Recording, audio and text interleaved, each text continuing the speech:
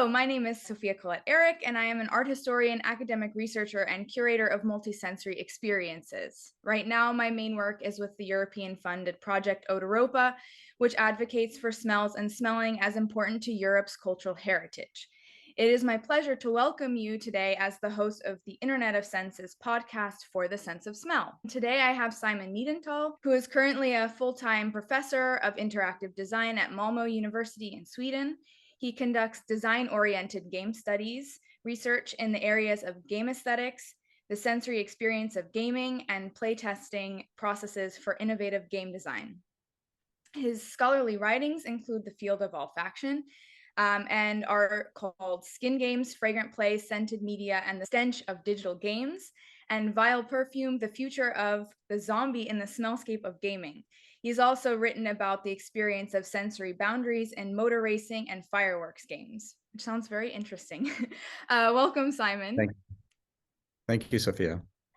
So today we will talk about media archaeology, which we will explain what that means later. Of course, smell and game design, and a bit also about researching the sensory or the olfactory in academic research.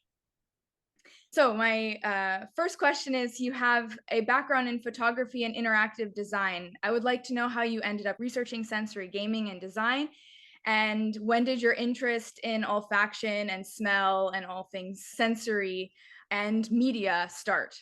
There's a very long story behind that. I'll try to keep this brief. I come from media. Originally, I was a photographer and had my own commercial practice in Los Angeles. And I started teaching at an art school in the Los Angeles area, Art Center in Pasadena. I was teaching lighting techniques to film and photography students. And so I had a background in thinking about lighting and how lighting is done. And around the turn of the 21st century, I started looking at digital games, which intrigued me because they're played out in a simulated 3D environment, but there is also processes involved in defining those environments that was kind of like lighting a scene for a film or for theater. And so I started thinking about how what I knew about light could be studied and explored within digital media and specifically games and game design. So I did my PhD in 2008 in the area of simulated illumination in digital games. And so I was looking basically at how games are lit and what sort of effect that would have upon the emotions and behaviors of players. After I did that, I started to think about other senses in relation to gaming and play. And I started looking at smell around 2010, coming from a game studies framework and way of thinking about my research.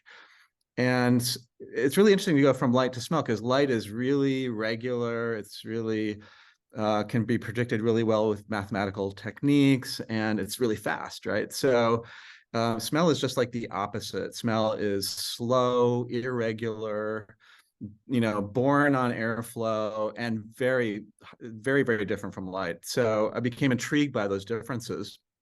And I started to look at games and smell, and there obviously aren't a lot of smell games out there. I bet you haven't played one, Sophia, but there are, or maybe you have.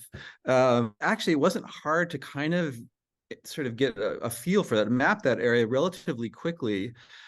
So what I started to do was to look at, to an expanded way at that whole question. I looked at cultural history of smell.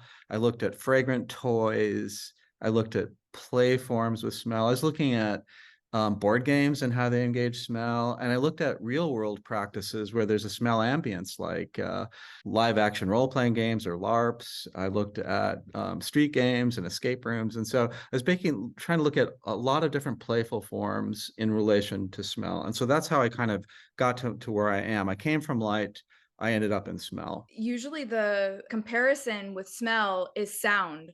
So it's very interesting that you went from light to smell and not from sound to smell, for example, because usually those are the two that are linked or compared through like vibration theory or something like this. So that's very interesting. Once I started looking at smell compared to light, there's all sorts of intractable design challenges with it. Because with smell, as you know, there's no RGB of smell. There's no way of generating like millions of smells from a few primitives like we can with color and light. And we use in digital media to specify color and recreate digital images and other people's phones and things like that. So coming from light to smell was really difficult. And it also gave me a really good idea of what sort of challenges we would face by trying to engage smell in digital and interactive environments.